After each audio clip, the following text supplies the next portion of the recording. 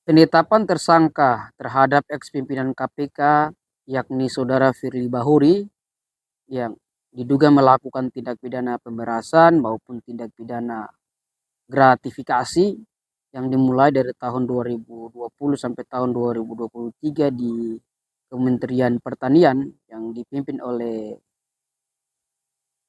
Menteri Pertanian yaitu Yassin Limpo, uh, menuai perhatian publik. Mengapa? Ini tidak lain karena publik mempertanyakan sampai detik ini kok bisa Firly Bahuri padahal sudah ditetapkan sebagai tersangka belum juga dilakukan upaya penahanan terhadap dirinya oleh penyidik. Ini menimbulkan sebuah pertanyaan. Padahal kalau kita membaca Undang-Undang 8 tahun 1981 tentang Kitab Undang-Undang Hukum Acara Pidana yang memuat syarat dapat dilakukannya penahanan, itu sangat jelas pada pasal 21-nya menjelaskan bahwa penahanan itu dapat dilakukan oleh penyidik terhadap tersangka ataupun terdakwa apabila terdapat bukti yang cukup, ya, alat bukti yang cukup, atau adanya unsur subjektif, yaitu yang bersangkutan dikhawatirkan akan melarikan diri, dikhawatirkan yang bersangkutan akan menghilangkan atau merusak barang bukti, atau dikhawatirkan yang bersangkutan itu akan melakukan tindak pidana lagi atau pengulangan tindak pidana. Nah, yang kedua kalau kita baca juga secara utuh lagi bahwa dalam pasal 21 KUHP kita juga sudah menjelaskan bahwa penahanan itu dapat dilakukan terhadap terdakwa yang melakukan tindak pidana yang ancaman pidananya itu 5 tahun atau di atas 5 tahun. Nah, kalau kita baca kriteria ataupun tindak pidana yang dilakukan oleh Firly Bahuri kan sudah melebihi batas, uh, ya saya mau katakan bahwa batas ancaman pidana yang telah ditentukan oleh KUHP.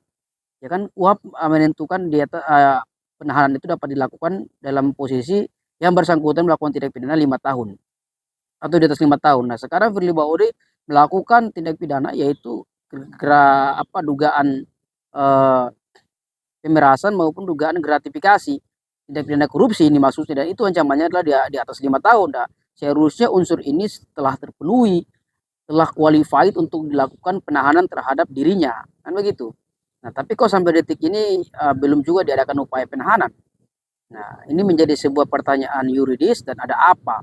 Nah, yang kedua, kalau misalnya kepolisian atau penyidik memegang pada unsur subjektif, yaitu misalnya dikhawatirkan yang bersangkutan melarikan diri, menghilangkan atau merusak barang bukti, atau melakukan pengulangan tindak pidana, itu digunakan oleh penyidik dalam hal ini diyakini bahwa dia tidak akan melakukan ketentuan tersebut.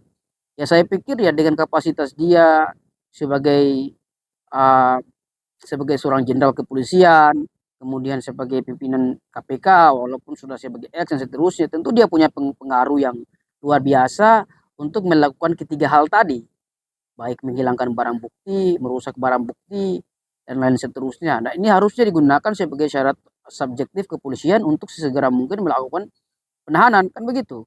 Layaknya misalnya terhadap saudara Yassin Limpo kan dilakukan penahanan, kan begitu. Maupun saudara Johnny G Plate ya, yang kita lihat kasus-kasus sebelumnya. Nah, artinya ya ini bukan lagi soal kita berbicara penegakan hukum yang dipolitisir atau apapun itu, tapi ini kita berbicara berdasarkan norma hukum. Syarat perintah ataupun perintah penahanan itu sesuai dengan ketentuan KUHP, yaitu pasal 21 sangat jelas. Apabila seseorang melakukan tindak pidana yang ancaman pidananya itu dia 5 tahun atau di atas 5 tahun, ya itu qualified untuk dilakukan penahanan. Sementara saudara Firly Bahuri telah memenuhi persyaratan itu, nah kok belum juga dilakukan penahanan terhadap dirinya.